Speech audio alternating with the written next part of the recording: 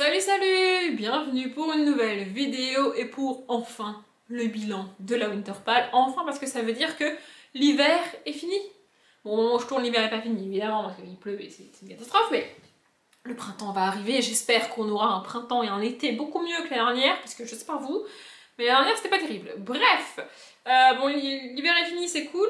Par contre, je crois que c'est le bilan de pale de saison le plus catastrophique que j'ai jamais fait. C'est-à-dire que c'est simple, en fait, j'ai abandonné les 4 livres. Voilà, comme ça vous êtes prévenus, c'est fait. Du coup, je les classe toujours par celui que j'ai le moins aimé à celui que j'ai le plus aimé, pour que ça fasse une vidéo un peu cool, je sais pas, je préfère faire dans ce sens-là. Mais là, ça a été compliqué de les classer, vu que je les ai tous abandonnés, hein. Voilà. J'ai quand même terminé la BD, et j'ai beaucoup aimé la BD d'ailleurs, donc on terminera quand même avec une note positive.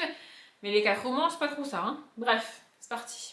Le premier, c'est Le Livre de la Jungle de Rudyard Kipling, et donc c'était le classique pour la saison. Je sais même pas si j'ai laissé le marque-page. Oui, en gros j'ai lu 40 pages, et j'y arrive pas. En fait, j'ai un problème avec le style.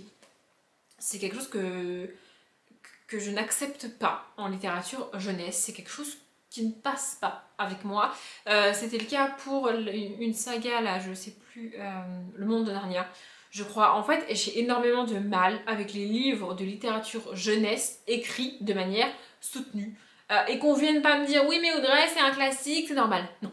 Il y a des classiques de la littérature jeunesse qui sont pas écrits avec un langage soutenu, avec des mots très compliqués, avec des phrases hyper longues, avec des descriptions inutiles. Enfin, vraiment, je trouve ça lourd à lire et c'est pas ce que je veux quand je commence un livre jeunesse, classique ou pas classique. Pour vous donner un ordre d'idée, pour moi, Roald Dahl est l'un des auteurs les plus classiques de la littérature jeunesse et ses livres sont pas écrits comme ça en fait. Enfin, je veux dire, ça me saoule en fait. Et c'est pareil, pour moi, le style, la plume de l'auteur crée un décalage avec ce qu'il est en train de me raconter. Là, on est quand même avec des animaux qui parlent un langage soutenu. Enfin, mon cerveau, il n'arrive pas avec ça. Enfin, vraiment, ça connecte pas. Dans mon cerveau, ça marche pas, ça me perturbe, je n'arrive pas.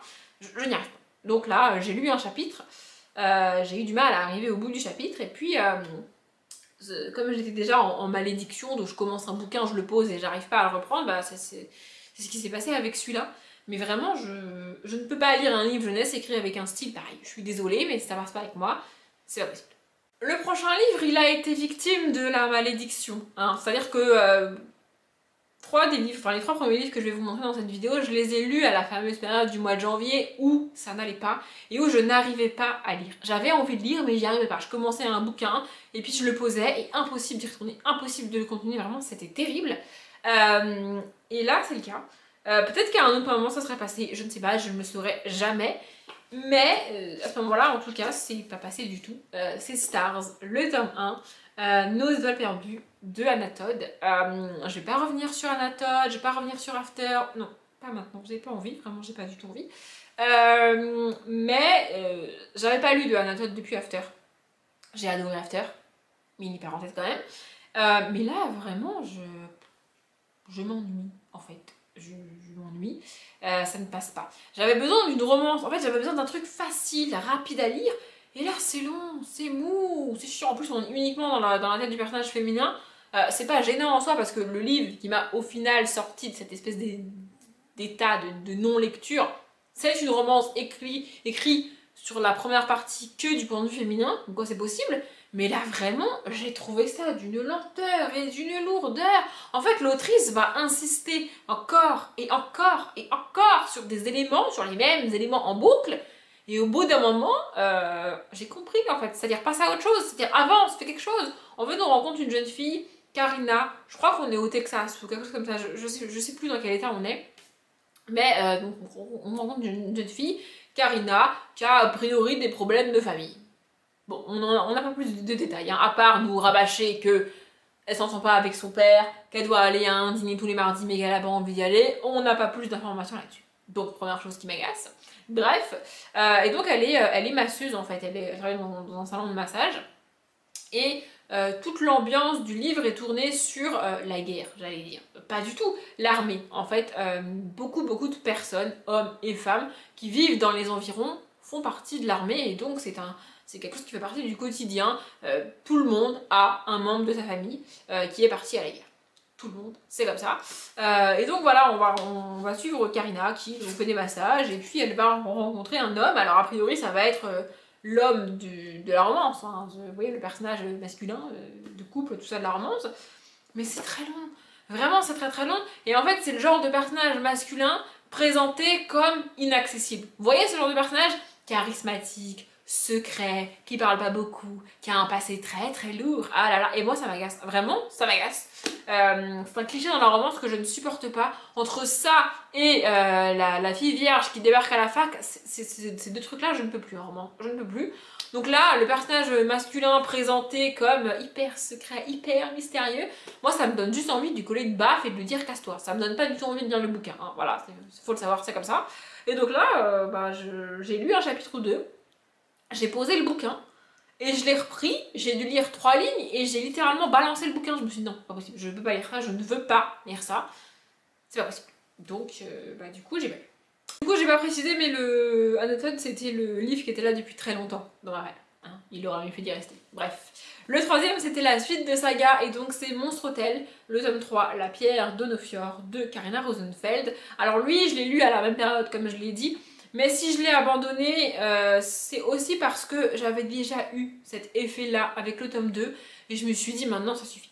En fait, j'ai adoré le tome 1. Vraiment, j'ai trouvé ça trop cool, cette jeune fille qui s'appelle Olivia, qui doit avoir 10-11 ans, qui déménage dans un manoir avec ses parents, et les parents vont rénover le manoir pour en refaire un hôtel, parce que c'était déjà le cas avant, et elle va découvrir qu'il y a un espèce de monde parallèle dans lequel vivent des monstres, Monstre Hôtel, et elle peut les voir, elle peut échanger avec eux et tout, et franchement j'ai adoré le tome 1, j'ai trouvé ça vraiment génial, et dans le tome 2, bah c'est un peu retombé en fait, j'ai trouvé ça moins bien, moins dynamique, moins cool, on tournait beaucoup en rond, alors que le tome 2 est plus court que le tome 1, enfin vraiment c'était assez ouf, mais j'ai quand même été au bout du tome 2, et là le tome 3, pareil.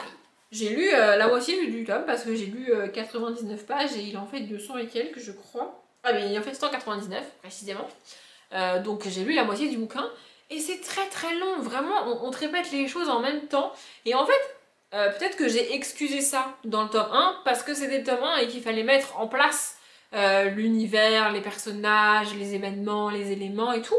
Mais dans un tome 2 et dans un tome 3, en fait, l'autrice écrit ça de la même manière. Elle prend le même temps, elle te réexplique les mêmes choses et elle met en place les choses doucement et pas trop vite et attention. Mais là, en fait, dans le tome 2 et dans le tome 3, on connaît déjà les personnages, on connaît déjà l'univers. Et en fait, c'est pas une histoire par tome, c'est une histoire qui est initiée dans le tome 1 petit peu résolue dans le tome 1, mais qui va se prolonger dans les tomes 2 et 3. Vous voyez, tu connais déjà l'histoire, enfin, tu connais déjà les événements et les éléments du tome 3 quand tu as lu le tome 1, parce que c'est une suite logique. Vraiment, c'est pas, comment dire, c'est pas une espèce de mini-enquête dans chaque tome qui a un milieu, un début et une fin dans chaque tome. Vous voyez ce que je veux dire? Vraiment, dans le tome 2, on a initié cette histoire de pierre et d'événements magiques et de magiciens et tout. Et donc là, en fait, c'est censé juste être la suite logique, quoi. Mais non, on piétine, et on hésite, et ah, mais attends, faut que je te rappelle ci, et puis je te rappelle ça, et puis je sais pas trop, et puis... vraiment, j'ai trouvé ça très très long, en fait. Et si j'avais pas eu cet effet-là avec le tome 2, je pense que j'aurais mis de côté ce tome 3 pour le reprendre une fois que j'aurais été capable de lire de nouveau. Mais là, vraiment, je me suis dit juste non, en fait. C'était déjà le cas avec le tome 2. C'est de nouveau le cas avec le tome 3. Je peux pas, en fait. Je peux plus. C'est très très long. C'est très très lent. C'est trop lent, en fait. Chaque tome est aussi lent qu'un tome 1 qui met en place les choses. Sauf que dans le tome 3, les choses sont déjà en place, en fait. C'est pas utile de prendre autant de temps pour remettre en place un univers qu'on connaît déjà. Je suis désolée, mais à un moment donné, moi, ça m'a gonflé, donc... Du coup, voilà, j'ai abandonné ce tome 3 à la moitié et j'irai pas plus loin dans la saga. Voilà, j'avais quand même une musique qui était Beautiful de Anne-Marie. Vraiment, c'est dommage que... en fait, on dirait que l'autrice a peur de perdre ses personnages, de perdre ses lecteurs et ses lectrices, et elle a tellement peur de les perdre qu'elle en fait des caisses, et du coup, moi, elle m'a perdu. Le quatrième, du coup, c'est celui qui est en rapport avec la saison. Vous vous souvenez du livre que j'ai mis en rapport avec la saison? J'avais fait un coup de gueule en vlog, d'ailleurs j'en ai reparlé il y a pas longtemps dans les updates lecture, ça vous rappelez? Eh bien, c'est Jack et la grande aventure du cochon de Noël. de J.K. Rowling. Donc du coup, je l'ai lu en mode décembre. Bon, le mode décembre n'a pas été ouf niveau lecture non plus. Mais j'ai lu 56 pages et je me suis arrêtée. Alors, au moment où j'ai lu ce livre, j'avais pas commencé ma relecture de Harry Potter. Et en fait, je me souviens m'être dit comment l'autrice de Harry Potter peut me faire un livre aussi long et aussi lent dans lequel je m'ennuie. Depuis, il se trouve que j'ai relu le tome 3 de Harry Potter et j'ai compris comment c'était possible. Hein. J'ai bien compris qu'elle était bien capable de nous pondre des dizaines et des dizaines de pages avec des événements très longs et très lents en fait. Mais là, vraiment, j'ai pas réussi à rentrer dedans. J'ai pas réussi à m'attacher au personnage. J'ai pas réussi à m'accrocher.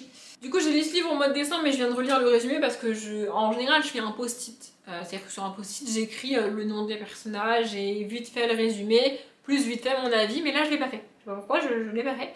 Donc du coup, je viens de relire le résumé. En fait, on va suivre Jack. On est à quelques jours, quelques semaines de Noël, je sais plus. Et il va... en gros, en fait, le début est vraiment très long. On met en place les choses, il y a toute une histoire avec sa sœur et tout un voyage en voiture. En fait, sa sœur est méchante avec lui, comme c'est souvent le cas dans les relations frères-sœurs, et elle va faire quelque chose qu'elle sait qui va lui faire du mal, mais elle le fait par plaisir. C'est un plaisir, vraiment. Et vraiment, en fait, c'est très très long, en fait. En fait, ce qui m'a gêné, c'est que dans le résumé, on te promet une aventure de Noël. On te promet une aventure la nuit de Noël, et le livre démarre vraiment avant Noël. Et c'est très long à se mettre en place. Vraiment, c'est très très long à se mettre en place. Et j'ai pas réussi à m'accrocher en fait. J'ai pas réussi à avoir de la sympathie pour le personnage, à être avec lui. J'ai pas réussi à alors m'identifier à lui. Pas possible parce que c'est des événements qui se passent quand t'es trop jeune pour t'en rappeler. Genre là, il est triste parce qu'il a perdu son doudou. Ça a dû m'arriver quand j'étais petite, mais je me rappelle pas en fait. Vous voyez, donc du coup, je peux pas vraiment m'identifier à ça. Et vraiment, j'ai pas réussi à être avec lui. J'ai pas réussi à ressentir ce qu'il ressent, à m'investir dans le bouquin. Je suis restée vraiment à l'extérieur, vraiment en surface. Et du coup, au bout d'un moment, bah, j'avais plus envie d'y aller, quoi. Vraiment, j'avais plus envie d'y aller. Peut-être avec je pense que je vais le garder de côté. Et une fois que j'aurai fini ma relecture d'Harry Potter, peut-être que je retenterai.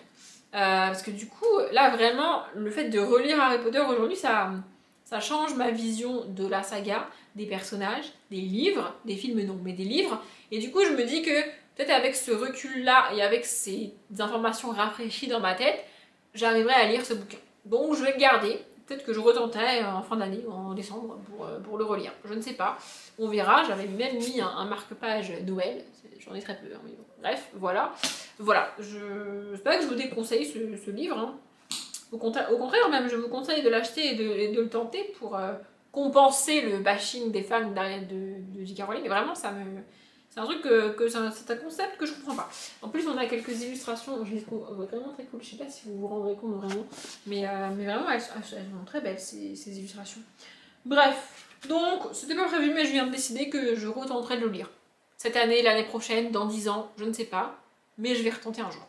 Et donc le seul livre que j'ai terminé de cette palle, c'est L'hiver indien, donc là, le graphique de Charlotte Bousquet et Stéphanie Rubini. Et franchement, j'ai adoré. En fait, ce livre se passe vraiment sur Noël, le jour de l'an, cette semaine-là, je crois, un truc comme ça. On y suit une jeune fille, donc qui est représentée là sur la couverture, et qui vit avec son père depuis toujours. Sa mère est pas là. Voilà. Et en gros, elle va à ce fameux repas de famille de Noël et elle s'ennuie.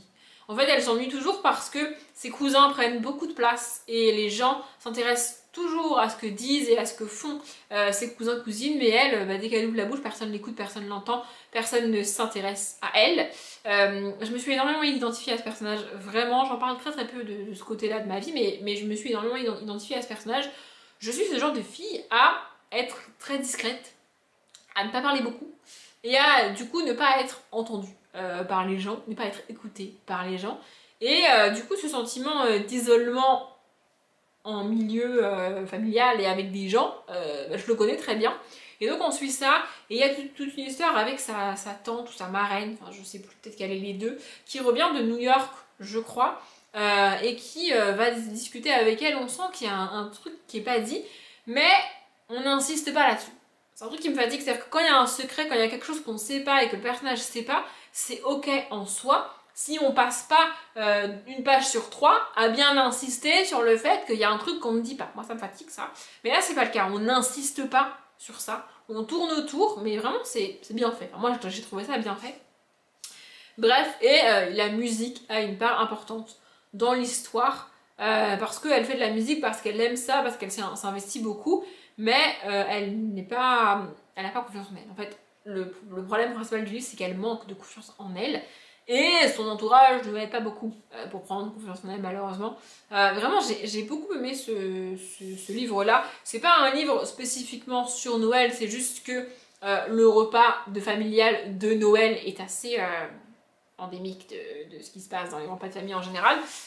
Et du coup, parler de ça à ce moment-là, ça enfonce le clou, quoi. Mais ça aurait pu se passer à un autre moment. Je vais vous montrer une planche. Franchement, j'ai beaucoup aimé cette BD. Vraiment, je l'ai trouvée hyper cool.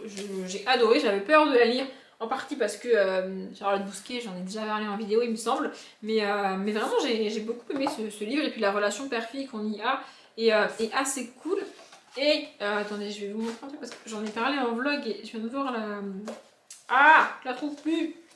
Je viens de voir la planche. Et du coup, je trouve ça cool de vous la montrer. Enfin, si j'arrive à la retrouver, évidemment. Voilà. Ça. Là, elle est toute seule dans la rue avec son casque sur les oreilles. Donc, sa musique. Et elle marche. Voilà. Bref, j'ai vraiment beaucoup aimé ce livre. J'ai trouvé ça vraiment, vraiment génial. Et en vrai, je vous le conseille vraiment, vraiment, vraiment. Je pensais que cette vidéo serait plus courte, mais je me suis laissée emporter et du coup elle est un peu longue. Bon, c'est pas très grave en soi. J'espère qu'elle vous a plu. Si vous avez des conseils de lecture pour l'hiver, pas l'hiver, si ce que j'ai dit vous a donné envie de réagir en commentaire, allez-y. Dimanche, je crois pour vous, sortira la palle du printemps. Elle est déjà prête, donc voilà. En tout cas, je m'arrête là. J'espère que cette vidéo vous a plu. Comme d'habitude, je vous souhaite une bonne journée, un bon après-midi, un bon appétit ou une bonne nuit. Et je vous dis à bientôt.